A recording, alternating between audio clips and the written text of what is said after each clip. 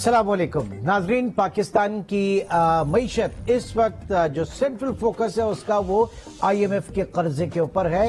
हर दूसरी press conference में वजीर खजाना जो है वो ये एक इंदिया देते हैं कि बस एक आध दिन में IMF से मुआहिदा होने वाला है जो रिमेनिंग ट्रांच है उसके हवाले से। लेकिन फिर उसके बाद हम देखते हैं कि जो सब्सिडीज भी खत्म की जा रही हैं, टैरिफ्स में भी इजाफा हो रहा है और साथ ही साथ अब तो मजीद ये कि कुछ शराइत जो सामने आ रही है मुख्तलिफ अखबारों में रिपोर्ट हो रही है। मिसाल के तौर पर जैसे कहा गया कि आपका जो प्राइमरी बैलेंस है वो सरप्लस होना चाहिए और 0.2% ऑफ GDP होना चाहिए, जिसके लिए पाकिस्तान की जो मुसल्लह अफवाज हैं उनका जो आर्म फोर्सेस का डेवलपमेंट प्रोग्राम है उसमें कटौती हुई और ये कटौती 72 अरब रुपए की कटौती हुई। जो बजट पेश किया गया था, तजवीज किया गया था 10 जून को, उसमें 363 अरब रुपए जो है वो मख्तस किए गए थे, लेकिन वो अब तकरीबन 20% कमी के बाद 291 अरब। फिर मजीद ये कि IMF कहता है कि आप नैब लॉज के हवाले से जो तरामीम हुई है उसके ऊपर भी उसके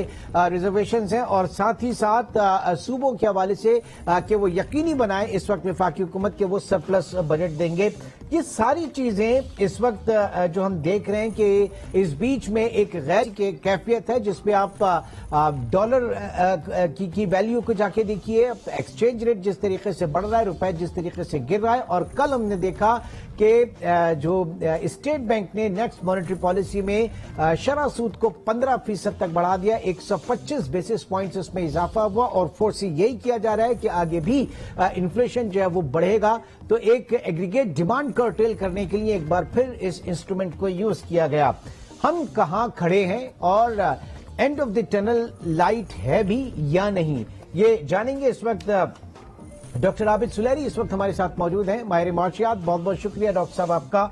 सबसे पहले तो ये जानना चाहेंगे कि IMF प्रोग्राम क्यों नहीं मिल पा रहा इस वक्त पाकिस्तान को, बावजूद इसके कि सब्सिडीज जो है वो भी स्लैश कर दी गई, बावजूद इसके कि टैरिफ्स भी बढ़ा दिए गए बिजली के, बावजूद इसके कि PDL लेवी जो है वो भी लग रही है और बावजूद इसके कि अब आर्मी का जो हमारा बजट है उसको भी स्लैश कर दिया गया।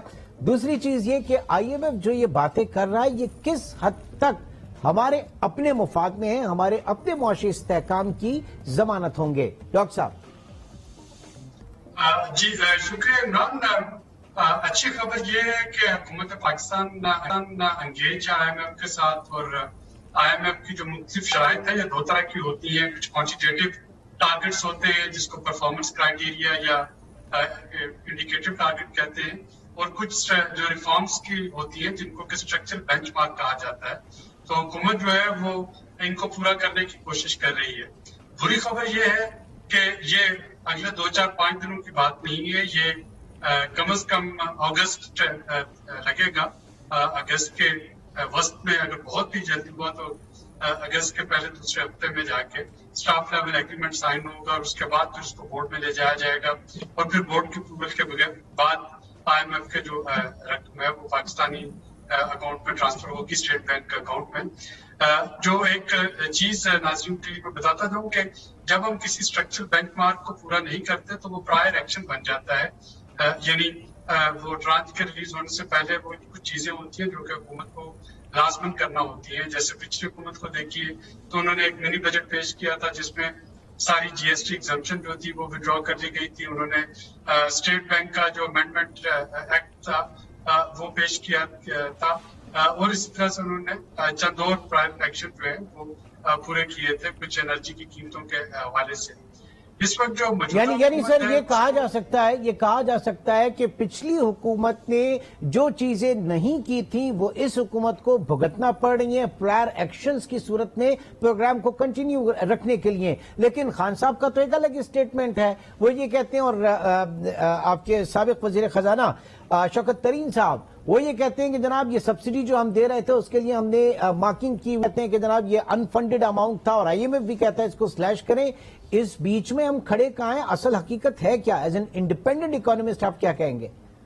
देखिए सब्सिडी वाला मामला जो है ना वो मीडिया में बहुत हाईलाइट हुआ है, वो सिर्फ एक शर्त थी, उसके अलावा जो शराइत है जो कि पूरी करना है। सब्सिडी तो रोल बैक होगी, लेकिन इशू जो आया कि रोल बैक PTI की हुकूमत ने वो सब्सिडी आप देखें तो वो सिर्फ 5 हफ्ते तक दी 1 मार्च से लेके 9 अप्रैल तक। और उसको रोल बैक करने का जो मामला आया तो वो 9 हफ्ते लगे उसको रोल बैक करने में, डिस्पाइट द फैक्ट पहले दिन आते ही हुकूमत की मुआशी टीम ने कहना शुरू कर दिया कि ये सब्सिडी लैंड माइंस और हम इनको वापस कर देंगे।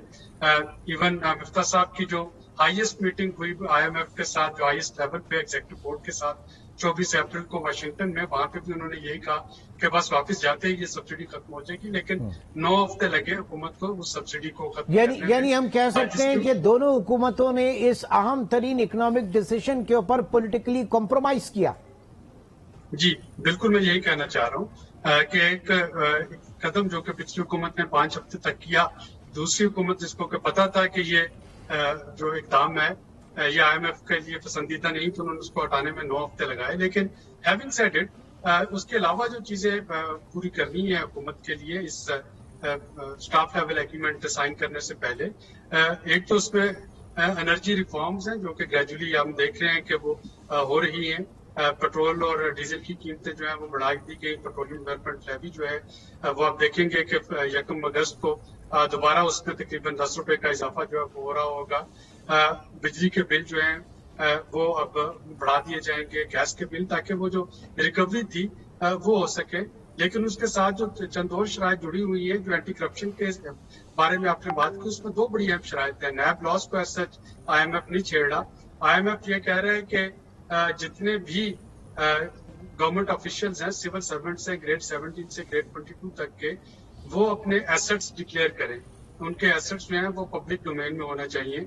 इसी तरीके से कैबिनेट मेंबरान, खा वो इलेक्टेड हैं या अनइलेक्टेड हैं, उनके एसेट्स जो हैं वो डिक्लेयर्ड होने चाहिए।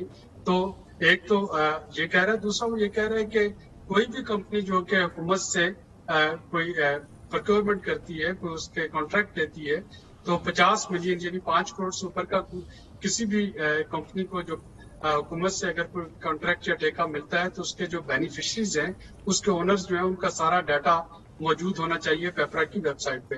तो ये 2 इकदाम ऐसे हैं जो कि जाहिर है कि ट्रांसपेरेंसी लेके आएंगे, लेकिन इनको करना जो है वो भी हुकूमत कर रही है, उस पर पुश बैक नहीं दे रही, लेकिन टाइम लगेगा। इसी तरह से सूबे जो है, सूबों के साथ MOU साइन करना कि वो 750 अरब रुपए का सरप्लस में वो दे रहे होंगे, तो 4 सूबों के साथ वो MOU है वो साइन किया जाएगा।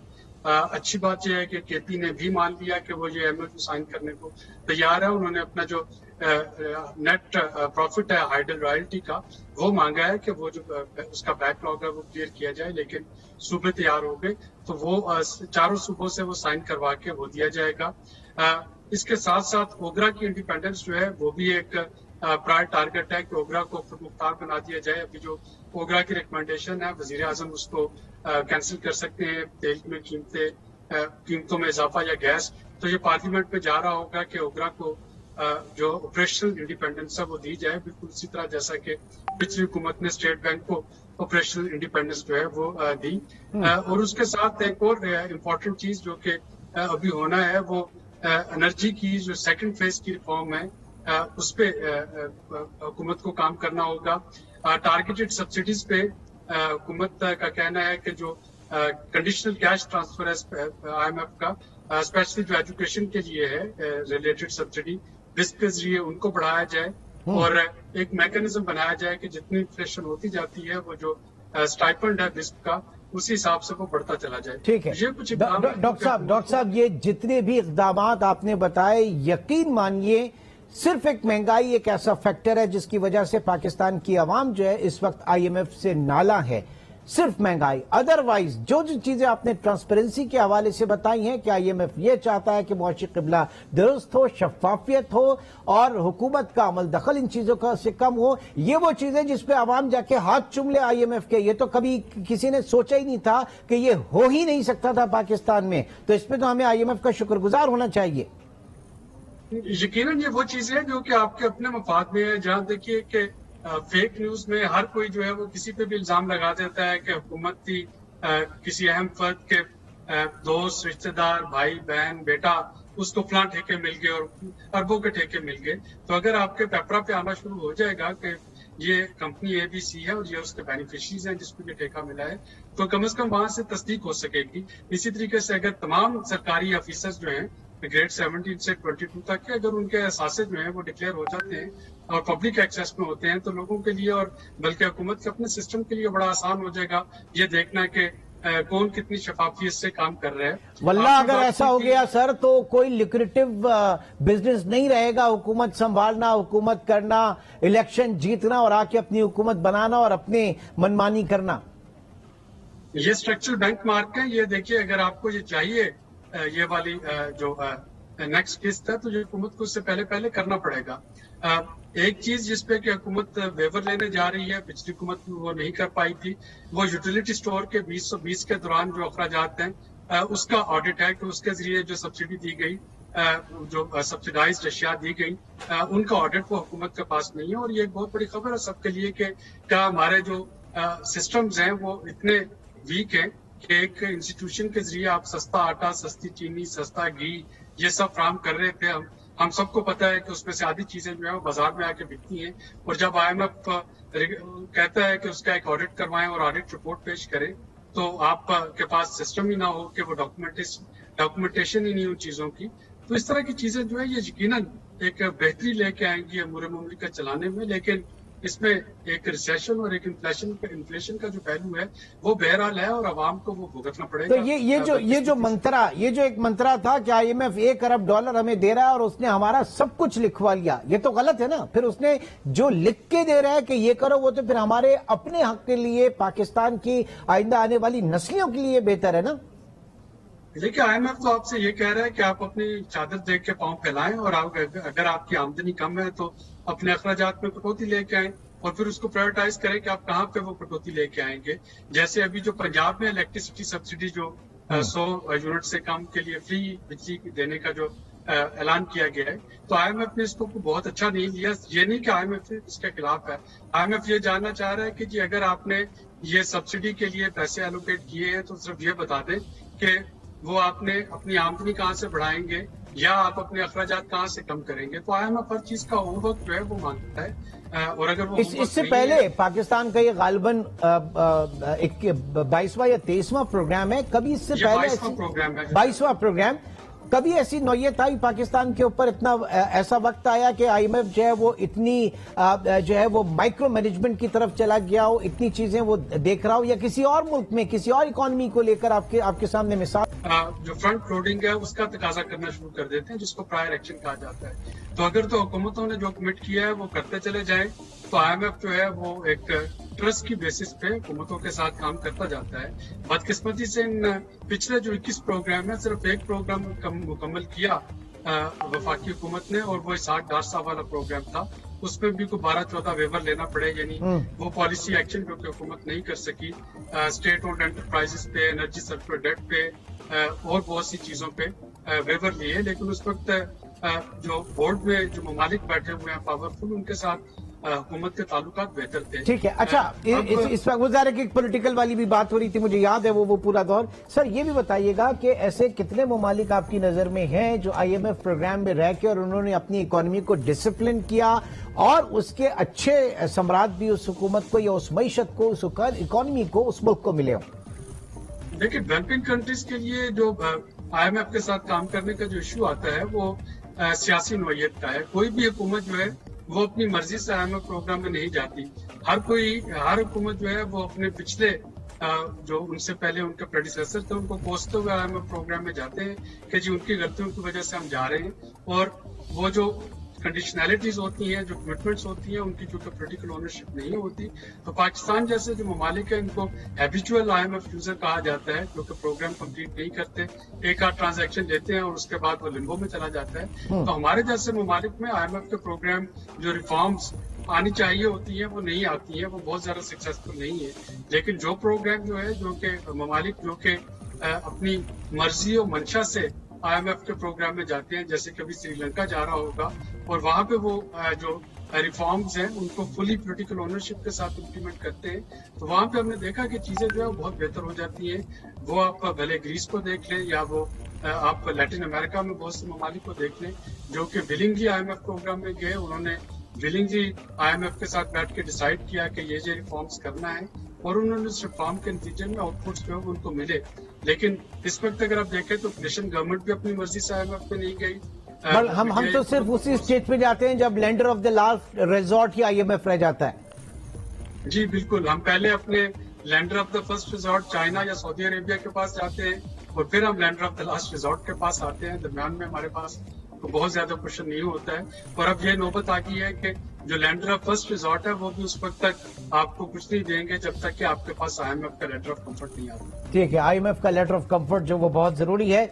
आगे बढ़ते हैं। अब ये ऑयल प्राइसेस जिस तरीके से कम हो रही हैं, ग्लोबल एक इशू है महंगाई का, और ग्लोबल इकोनॉमीज जो है वो रिसेशन की तरफ मार्च कर रही हैं। पाकिस्तान के लिए कितना बड़ा रिलीफ होगा ये जो महंगाई जिसकी वजह से ये पूरा एक इम्बैलेंस हुआ, $120-25 पर बैरल, अगर वो 100 और उससे नीचे आता है तो कितना पाकिस्तान को रिलीफ मिलेगा सर?